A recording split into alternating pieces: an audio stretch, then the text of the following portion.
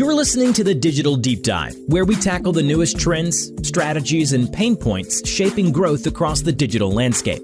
From Amazon and D2C to international expansion, join our host and e-commerce leaders across multiple industries for in-depth discussions on how to maximize your brands in the digital arena. Now, here's your host, Aaron Conant. Hello, everybody, and welcome back to the Digital Deep Dive podcast. I'm your host, Aaron Conant, and today we have a longtime friend, Danny Silverman, on to talk about a variety of things. So he's an e-commerce veteran, Flywheel, Momentum, a bunch of different places, but just really knows the space. And at this point in time is kind of filling a void that I've seen popping up, which is we have agencies growing really fast and the need for those. We also have organizations growing really fast and trying to still understand what is it like not only to build the e-commerce organization and what should they be focusing on, but also how do they then interact with an agency as a whole to get the maximization of all the different fronts. And so, Danny, I won't do too much of your background. I'll let you do that. But Sure. Thanks again for jumping on the podcast. And I can't wait to kind of do a deep dive on some of these topics as a whole. But yeah, I'd love to hear background on yourself and where you're at now. And then we'll jump into the conversation. Sound good? Yeah, sounds good. Thanks for having me. So I've been working in the e-commerce world for 2 decades, which is kind of shocking when you think about it that way. But all the way back to 2006 at Johnson & Johnson, when we literally opened Amazon when they were getting into consumables. I was focused on calling on Amazon in the US and globally in the early 2010s, and then moved over to an agency where I was doing some additional sales consulting work, and then joined Clavis Insight, which was one of the first in digital shelf measurement. That's right. Then, I think that's where we probably met way back in the day when I was at Perigo. That's right. Oh, yeah, that's right. Oh, my gosh. I forgot that. That makes a ton of sense. So it's funny. We have the overlap of being at U of M at the same time, 95. Go Blue. And then Clavis. We're practically like lifelong friends now. That's right. Funny. Exactly. That's exactly it. Yeah. So I was with Clavis Insight until we were acquired by Essential in 2017. And became Edge by Essential along with One Click Retail and Brandview, and did a number of roles there: professional services, customer success, CMO. And then I moved over to Spotlight, which was a sub agency within Flywheel Digital, and did that for 3.5 years, where I was the general manager running that agency.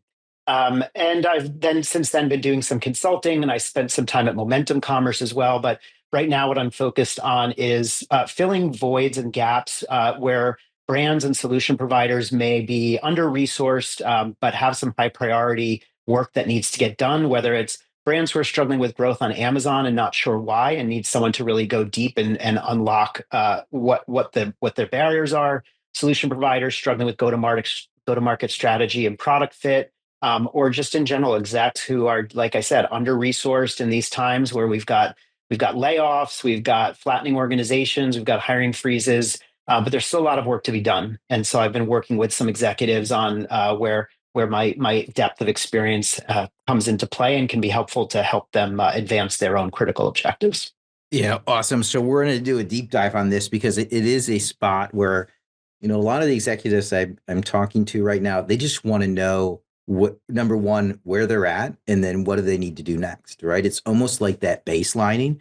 And it's hard. You're right. There's a lot of flattening of the organizations and everybody is so heads down. You don't have time. You say, oh, well, pause, peek your head up, look around, check where you're at. You don't have time to do that anymore. You're doing 50 to 100% more of the work than you were doing a year ago. And oh, by the way, AI's here. Evaluate every new AI tech that's out there, new service providers left and right. By the way, grow the business and provide all the reporting. Yep. And I've been in that seat. You've got your OKRs for the year, 3 to 5 objectives that have to get done. Meanwhile, day to day, you're just putting out fires, right? Yeah. What do I do with AI? What do I do about tariffs? What do I do about the fact that I've got to reduce my team by 10% because I just had my funding cut? They don't have time to get to the bigger stuff. And it's like a constant cycle of needing to reset. That's just the pace of industry we're in.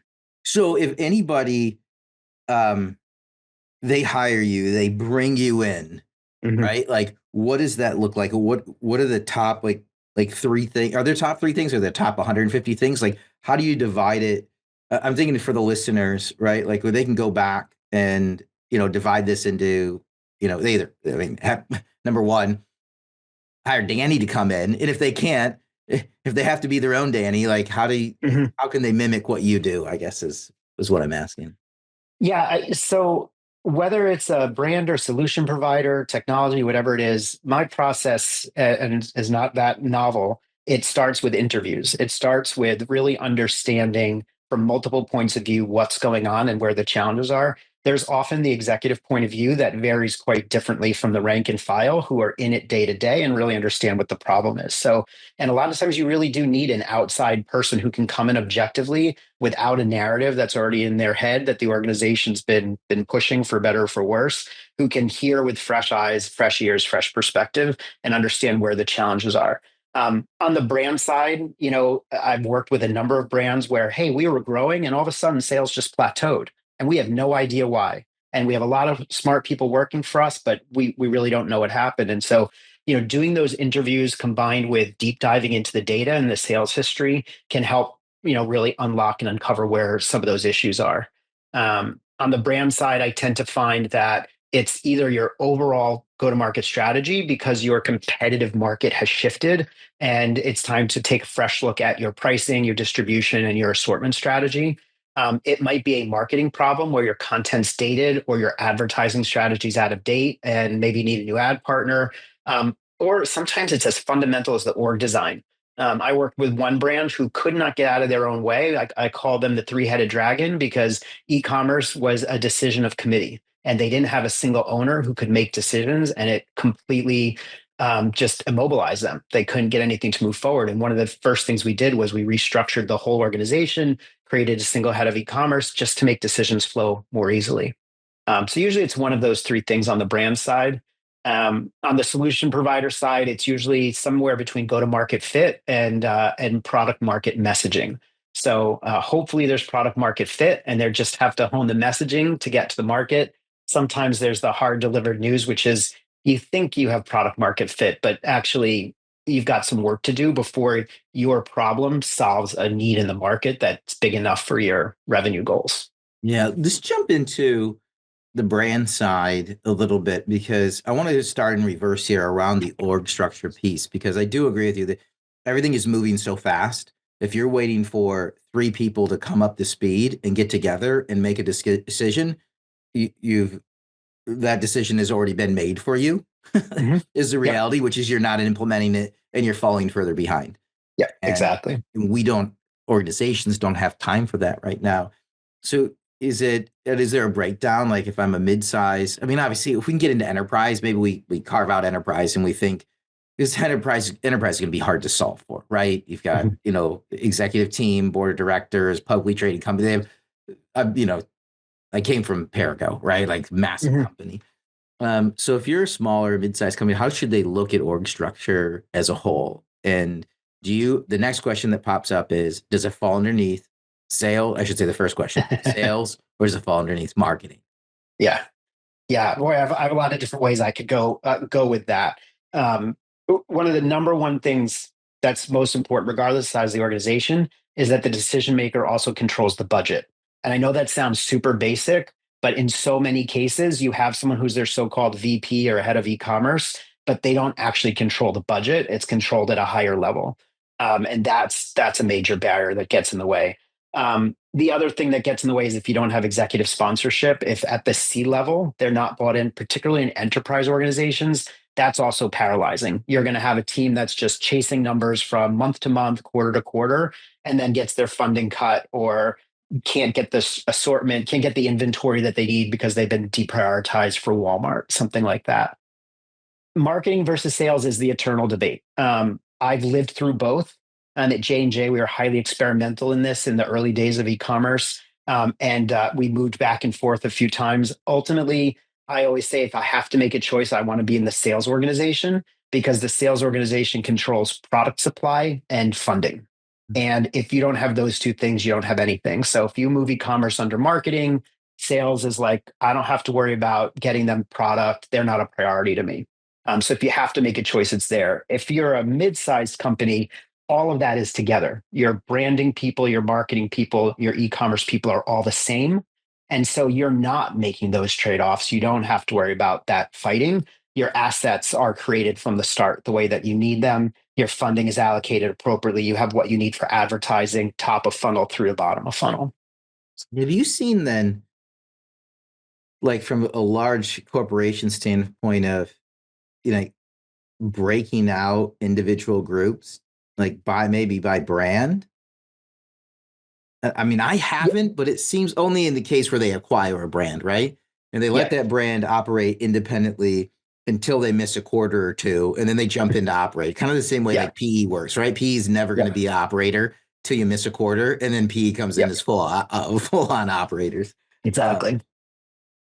It can also go the other direction. A couple of the largest manufacturers have a pattern of acquiring a brand, letting them run. And if they don't hit a threshold, let's say 50 or 100 million, they leave them out to pasture to kind of figure it out until they get there. So it can actually go in both directions. But yeah, I have seen the bigger organizations, the more mature they get, they will start to break back into brand groups. And within, I am a big fan of self-governing groups where you have everything that you need within that group in order to get stuff done. And that often leads to the thinking of, therefore, this brand should be self-contained. I'm going to have my marketer, my sales, my content, everything all together. The only challenge you can run into there is lack of muscle. So you're not building muscle across the organization as well as you could if it was centralized. So org design, I like to say, is as unique as a fingerprint. You have to understand the culture, the history, the objectives, where the company's going, and then you can figure out that right org design model. Centers of excellence have largely gone out of favor, especially at the global level. But that for a time made a lot of sense for organizations as they were going up the maturity curve because you could build the muscle. That group could figure out what are the right agencies and technology partners, what's the right way to get content done, and then service the brands or the markets.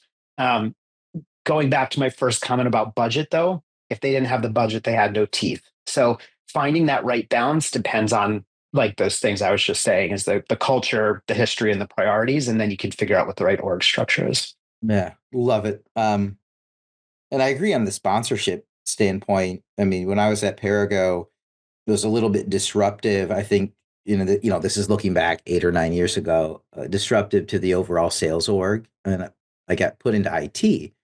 Oof. And then, yeah, very interesting. Actually very beneficial at the end of the day when you can actually start driving revenue through IT. The Mhm. CIO goes from a cost Oh, center to interesting. a profit center. Yeah, So yeah, yeah. the point is then at the executive level, he was our sponsor. So I Mhm. needed updates to the direct consumer site, B2B. Like I could move to the top, right? Mhm. Mhm. Everybody's in a large organization, every group is putting something in the queue for IT to go tackle. And my stuff got moved to Yep. the top. It Yep. was, Oh, you gotta love that. Yeah. yeah, you need Makes an a lot of update to sense. SAP, right? Like Yep. it's through, right? Yeah, Yep. which is Yep. cool. But if I didn't have that, to your point, if I didn't have that sponsor there, we would have floundered. But the Yeah. reverse happened because he was in there every day helping allocate inventory, helping Yeah. allocate budget as we were trying to early on try to figure out how we fit into e-commerce as a whole. Yeah. And that's exactly what I mean. Like that sounds like it made perfect sense for Perigo at that time and point in history. Another organization might say, why in the heck would that ever be in IT? Like that's like, okay, so just because it happens on a computer or over a screen, that doesn't make it IT. But for that organization, that's what worked, right? In that period of time. And so that's what makes it, really unique and having to understand how each organization is structured and prioritizes and makes decisions. Yeah, it also makes it really hard because I get the question a lot around what is the structure? What is the most common? What should it look like? And it's so unique and it's not what I do, right? I'm in networking, I can do a bunch of, just independent advising with brands where they call up and Mm. just wants, but you actually literally need to do a deep dive organization by organization to kind of Mhm. advise. And there's no standard yet Mhm. that I've found that I can point to, hey, go talk to so-and-so. They've done it. They've crushed it at so-and-so company because everything is so unique from a Yeah. Panasonic to a Colgate to whoever, right? A Roku, it doesn't matter. Everything is different. Everything. Yeah. Yeah, and not only is it different, the pace of change, this is a common theme. It's trite, everyone talks about it, but it really is constantly changing and accelerating. 2, 3 years ago, brands and companies were building out bigger and bigger content teams, whether it was with an agency or in-house. Those have been decimated. I just read something today, as much as 80% of content needs are going to AI, right? And so all of a sudden the whole model gets blown up, and what's the right structure internally and what's the right agency partner, if you even need one. You talk about bringing IT in. I've seen, a number of examples now where enterprising e-commerce folks have partnered with IT to create their own tools and start doing what entire content agencies did for them before. So it is change. That's, just one example, but it also moves so fast. You have to have that agility to move with it, and that's hard for big organizations like a Perigo, like a J&J, where retail's been this way for decades. They don't know how to move at the pace of e-commerce. Yeah, I mean, there's just a few episodes ago, there's a guy, Max, he's got a company called eComtent, and it is now at a point where you can upload your brand guidelines, the ASIN, and he's kind of walking through that with that platform, it basically kicks out uh, a detail page, including A+ content, including Hmm. imagery, including a video, Yep. right? Optimized for the A9 algorithm and Rufus. Hmm. And the baseline is $500 a month to get started. And I don't know if it's 40 or if it's 20 ASINs, but regardless, it's not $1,500 to $2,500 an ASIN to have all of that. And again, does it get you 100% perfect content? No. Does it get you 95 to 98% of the way there? Yes. Yep. And so do you Yep. need a massive, or do you just need somebody that, at the end of the day, that maybe sits in regulatory, maybe that sits in, copywriting, proofreading, that just goes through, double checks it. Maybe they're on the brand team, and then just Yep. it's good enough. Go. Yep. Yep. And I think what's going to be interesting to watch is who's going to have more of a competitive advantage. The brand that's found the tech or prompt solution or agency solution to generate content at scale with AI, or the ones who continue to keep the human touch and focus at the end of that process to make it different, right? Because there's going to be plenty of brands out there that are just going to pump out tons of content that's going to be good enough. And if you look closely, you'll know it's machine generated versus those who really care about it and are like, it can look really vanilla after a while if you're not really putting the brand equity into your content. So there's a question there: is efficiency over quality, right? Yeah, I mean you remember the Coca-Cola year-end commercial or whatever that they did, and um, if you followed on LinkedIn or any of the marketing news, it was like this crazy, like, oh my gosh, Coca-Cola totally missed its mark, all completely AI generated. Like that was just within this sliver of marketing people or digital people. Like the general public, it was one of the best performing ads Yep. they'd seen. They absolutely Yep. loved it. So Yeah. sometimes I have to take a step back too and be like, Mhm. I understand what I see, a little Yep. bit more critical eye, but general public, they thought that you know basically generative AI created uh, Coca-Cola ad was amazing and really Yep. cool, and they loved it. Yeah. Yeah. No, absolutely. And that's also part of the established, the establishment, whatever, the established people or narrative resisting what's coming as opposed to embracing it. Yeah, I mean, I guess that's the next part. Like, do you see then like a chief AI officer popping up, or like AI is literally changing everything. Machine Yeah. learning is changing everything. Yeah. Do you see that popping up? Either maybe it's under legal, maybe it's under a chief digital officer. Yeah, it's usually I am definitely seeing that either chief digital or IT, if it's considered, part of how they're adjusting and updating their IT. The big shift we're also seeing is you maybe 2 years ago, year and a half ago, it was like, what do I do with this? Okay, it's going to help me write an email, to this is like going to fundamentally change how we do business. And it needs to not just be a talking point, but it actually has to be part of our operating model. And so that's where, if it's a brand, organization, a digital or IT organization is where it needs to sit. Yeah, it was almost like there was this undercurrent when ChatGPT hit that people were almost rooting for it to fail in a way, right? Yeah. Because they could see the monumental changes that were coming. And so they were Yep. looking for every opportunity to say, oh, see, it's not going to work. See, it's not going to work. See, Yep. we don't have to worry about it. Oh, there's a legal aspect. Oh, it's pulling in, outside. It's not our original work. Yep. We can't copyright. We can't trademark it. That was there, which is very interesting. The reality is it's here and it's Yep. fundamentally changing everything. And you have to start developing that culture of accepting it and almost on a daily or weekly basis, encouraging your teams to, in some way, shape, or form, use it or look for Yep. ways to use it to simplify Yep. tasks, to do new tasks, whatever it might be. Yep. And I went down that same journey with Rufus and now with agentic AI. So when Rufus came out, so many of us were quick to like, this is garbage. It doesn't work. Look at all these terrible things that it did. And everyone was like, give it time to learn. It's smart of Amazon to put it out there. But you knew it was going to get better. And finally, Rufus is starting to get to a point where, oh my, because we were like, the A9 algorithm, you know how to optimize for it. And the idea that there's something completely different, you want it to fail, to your point, so that you don't have to upend and change everything. I've been going through the same journey with agentic AI, where it's like, oh, it's just another buzzword. It'll be gone in a year.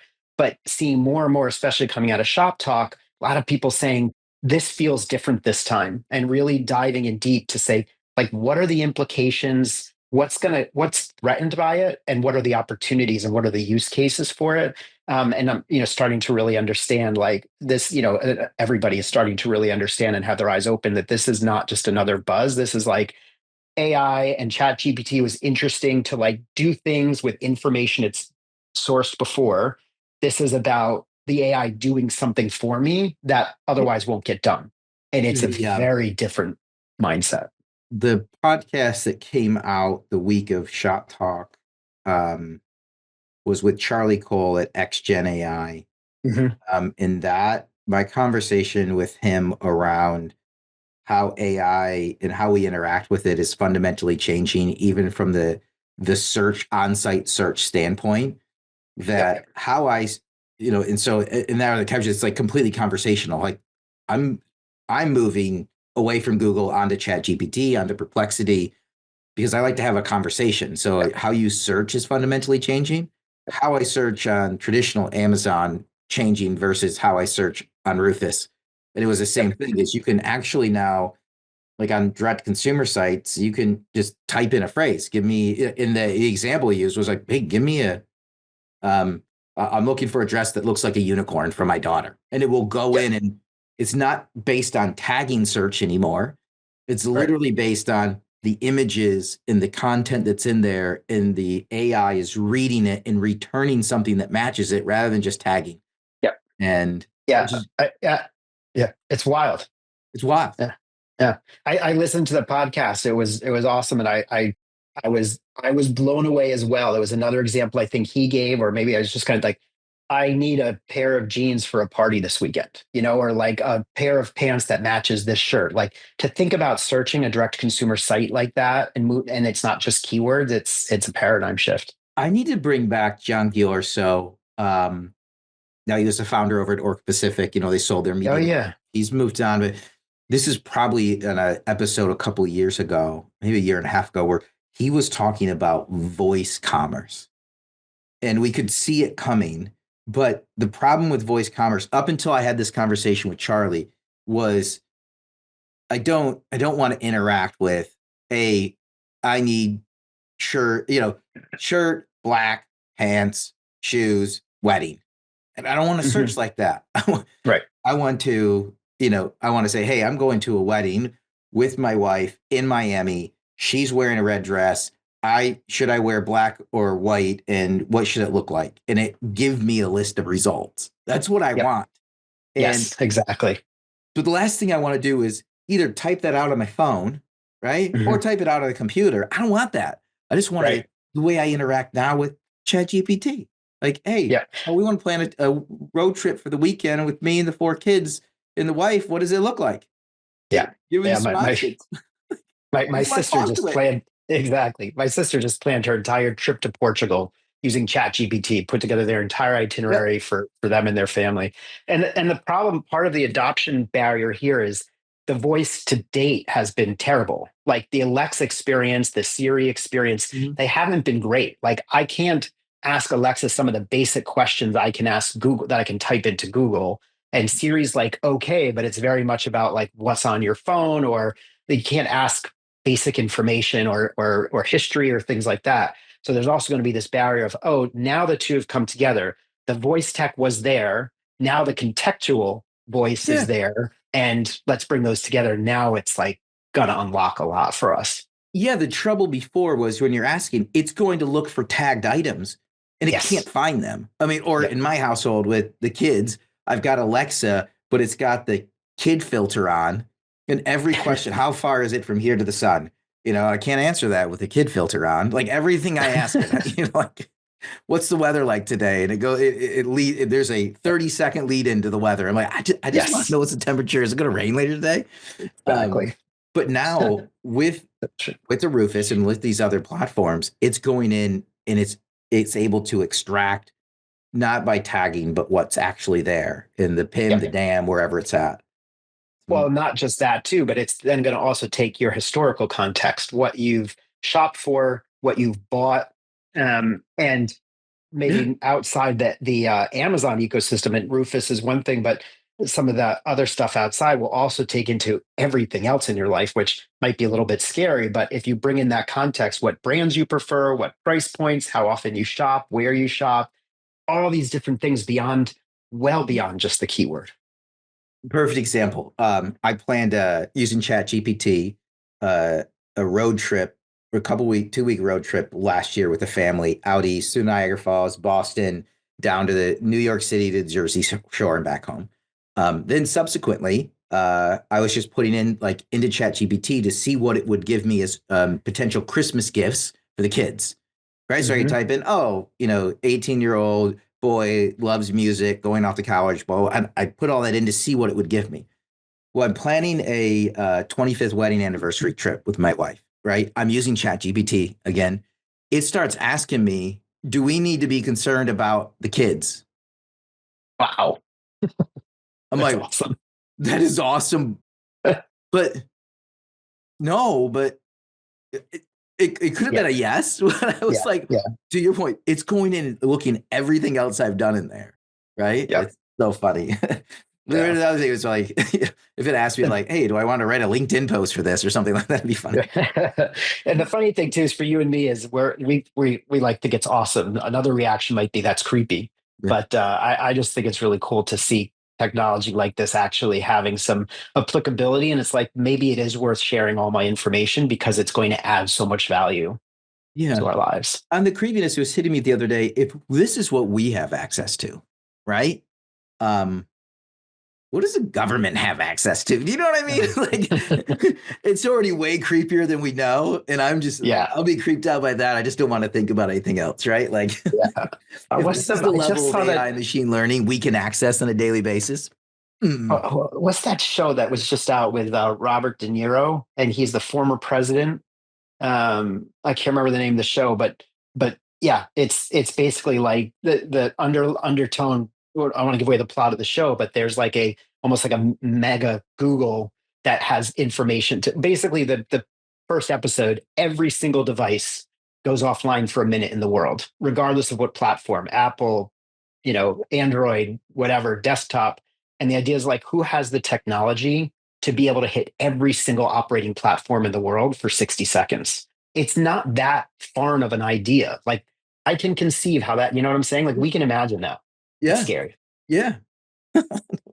So, in the meantime, I'm going to keep using ChatGPT and shop it on Amazon. Let's do it. Exactly. The only thing they haven't replaced for me with all the kids is Costco yet. Love me a good Costco trip. I live in a little suburban bordering on residential town. Like we have cows and, we have shopping strips, but we just got a Costco in our town. And I'm telling you, this town has been turned upside down. It's phenomenal. Oh, I love it. It's unbelievable, right? Yeah. The last time that Logan wanted to load up for school, my oldest is going back to college, and I had to get the orange cart. So we had to do the normal shopping, but I also needed to stock him up for going back to school, right? And so they have the shopping cart, but if you get a really big order, like you got to go, the flatbed orange cart, hauling Yeah. that Yeah. through is when you're not shopping for a store, you're just shopping. We got 4 kids and, they're all teenagers now. So they eat a lot, but it's kind of like, it's almost like embarrassing pulling that thing through. Yeah. Yeah, for sure. Anyways, I was a little embarrassed because I saw someone posted, we have a cat, and that they were selling this it looked like a club, like a little scratching house for the cat. It looks like a club and there's like 2 levels to it. It went viral, like the Costco guys talked about it, whatever. And I totally went out. I went specifically to Costco just to buy that, and then came out with an entire cart full of stuff that I yeah, didn't right. plan to go to get. I'm at the Anyway, point now where I just like the kids are like, can we get this? Yes. Just throw yeah, it in the cart. I'm not even going to argue. Like with carts overflowing, we're done. Right. That's it. yeah, That's yeah. So, but I'll bring it full circle, right? Think about a world where AI is doing the shopping for us, and that impulsiveness is gone because you've told it this is what you need, and it's not necessarily going to look for the things that you might have otherwise just discovered on the treasure hunt. It's an interesting idea. it is, especially looking way back when Amazon filed for that patent for anticipatory delivery. Remember that? And everybody's like, ha Yes. ha, funny Amazon. How are they going to know what oh, they Yeah. know. They Yeah. know. Yeah. They know. That's right. That's Oh, right. man. Walmart had a concept too where they were just going to deliver stuff straight into your fridge and Yeah, eventually know what you needed before you need it, right? It's crazy. it is But awesome. now it's not so much. Yeah. Well, this has been an absolute blast, Yeah, Danny. It's we have to do it more often. Um, yeah. absolutely. Any questions for me? I know I picked your brain for like forever. Like Yeah. the end and start to wrap up here. I always like to throw it back. If there's any questions you have for me after I pick somebody's brain for 30, 40 minutes. Yeah. I mean, I kind of put a similar question back to you. Like in all of your many conversations, what do you think is the number one thing that's top of mind for brands selling on Amazon right now? Number one challenge they're facing? I will set tariffs aside. It's number Yes. one. I think that'll get shaken out. Um, it's just it's the profitability piece. Mhm. That is the number one thing. And I mean, we had Andrea Lay from the Illume Group on to talk about vendor negotiations because that was a huge demand. As Amazon keeps coming for your margin. If you look at what Mhm. just happened with the episode that came out actually today with Hannah from the Hawkers Club was around the changes that Vendor Central made to its accounting and the Mhm. chargebacks, which Oh yeah. it's a major change that took place. Some things better, some things worse. Doing the same thing on the 3P side. So they're coming after that margin that people were trying to get back. If you look at what happened on their brand referral bonus and the affiliate side, the Archer affiliates and the Levantas are kind of like, like trying to figure out because that is going away. Any part where a brand could make extra margin. I mean, think about it. That's what Amazon's coming for, but nobody should be surprised. Like Jeff came out and said, like what, a decade ago, like 15 years ago, your margin is my Your margin opportunity. is my opportunity. Yep. You shouldn't be surprised. It's No. just it's gone on for so long, Yeah. and so it's all about profitability. What are the cool Yeah. And things? The yeah. cool things is And there's a lot of this new tech that's popping up that's less expensive, allowing agencies to be more efficient for less money, brands to be more efficient for less money. So hopefully that's good. yeah. Yeah, well, that'll be helpful. I actually was just talking to someone earlier today. I was talking to a startup that actually I mean, it's unfortunate for people who lose their jobs, but so much of their coding, their tech team moved to AI that they actually were able to pass on a round of funding because they had so much cost savings. So, it can also be a big benefit, big Yeah. upside. Yeah. But yeah, I mean, I think the thing on the profitability piece too is the legacy brands, or you can call them enterprise brands. Believe me, I've been at the front of the pack for years saying it doesn't matter if it's profitable because e-commerce, all commerce starts here, where they shop online, buy in store, whatever it is. But eventually e-commerce is going to get big enough where you can't keep saying that because it's no longer, because it's too much of the pie that's unprofitable. And that's where brands that are you call them Amazon natives or digital natives, or brands that just started as an e-commerce brand, have their economics right and their structure right. It's what you said at the beginning. It's not marketing, sales, or IT. They just have one team that's executing. And that's, really hard for enterprise brands to compete with. Yeah, absolutely. Well, how do people get a hold of you, Danny? You can, I'm all over LinkedIn. You can also email me, danny@silverstreamsc.com, and I'll respond. But probably the easiest way is to just DM me on LinkedIn. Yeah. Awesome. Well, thanks, my friend. This has been a fantastic conversation. Thank you for having me. Absolutely. Absolutely. With that, we're going to wrap up this episode of the Digital Deep Dive. Thanks, everybody, for listening in.